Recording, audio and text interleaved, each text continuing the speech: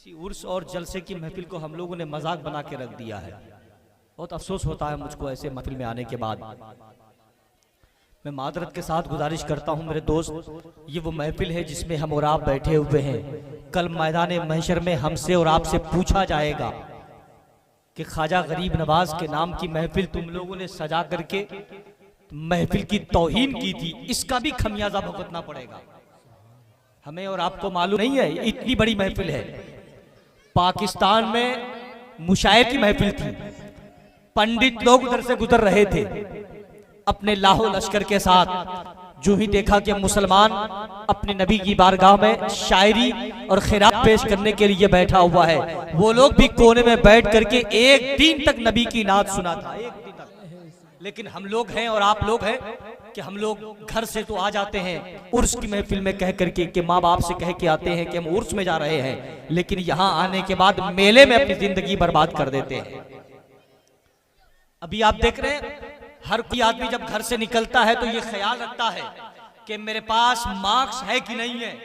Corona जैसी महामारी ने हमको तबाह करके रख दिया।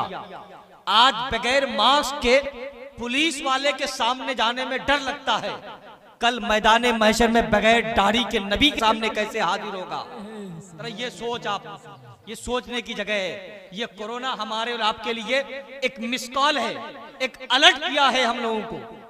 आज सैनिटाइजर का इस्तेमाल हो रहा है, बगैर सैनिटाइजर के हमको किसी ऑफिस नहीं घुसने दिया जाता।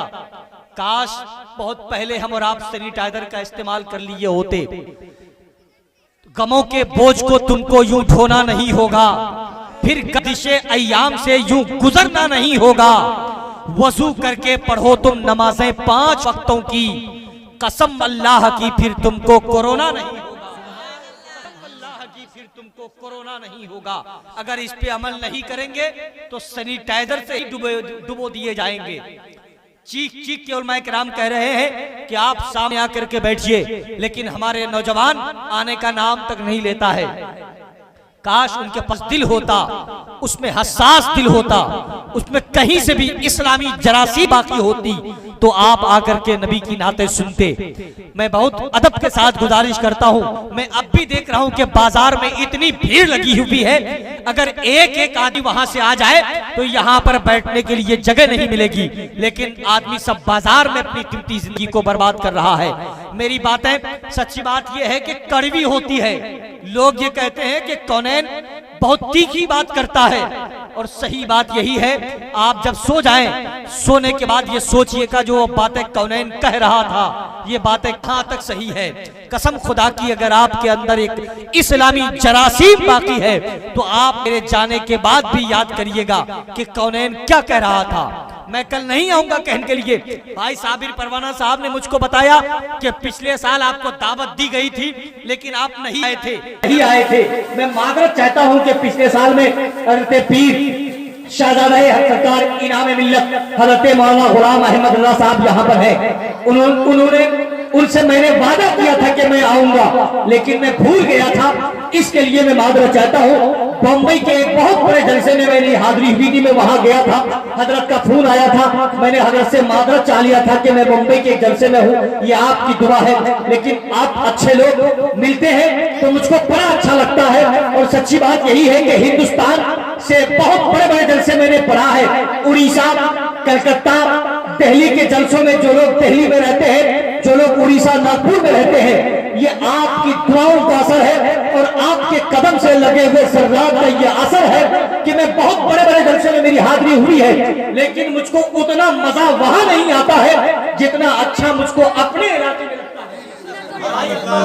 अस्कर साहब लुधियाना में रहते हैं, मेरी वहां पे उनसे मुलाकात हुई थी, वहां के जलसों में।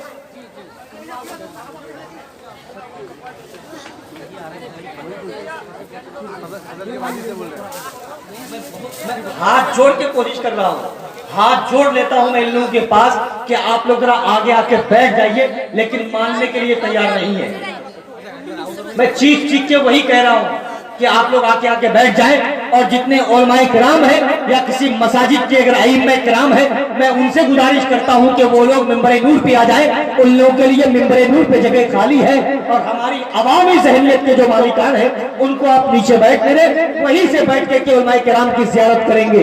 बस मैं शेर पढ़ता हूँ सफ़ी सिद्दीक साहब की जनाब हकीम आजम साहब, भाई जनाब रजा नूर साहब बैठे हुए हैं। बस एक शेर समाप्त कर ले। आपके नबी का इश्क जो सीने में पाल लेता है, वो आंधियों में भी रास्ता निकाल लेता है। बोलिए ना सुभान अल्लाह, और बेदारी के साथ बोलिए सुभान अल्लाह। नबी का इश्क जो सीने में पाल लेता है, वो आंधियों में भी रास्ता निकाल लेता है। मेरे नबी का जो बेटा है एक मोइनुद्दीन, मेरे नबी का जो बेटा है एक मोइनुद्दीन, वो पूरा मुल्क अकेले संभाल लेता है, वो पूरा मुल्क अकेले संभाल लेता है। बड़ी अच्छी शायरी भाई जनाब दिलकश परवाना ने आपके हवाले किया। मैं बड़ी तेजी के साथ मादरत के साथ जनाब साबिर परवाना साहब से गुजारिश करता हूँ।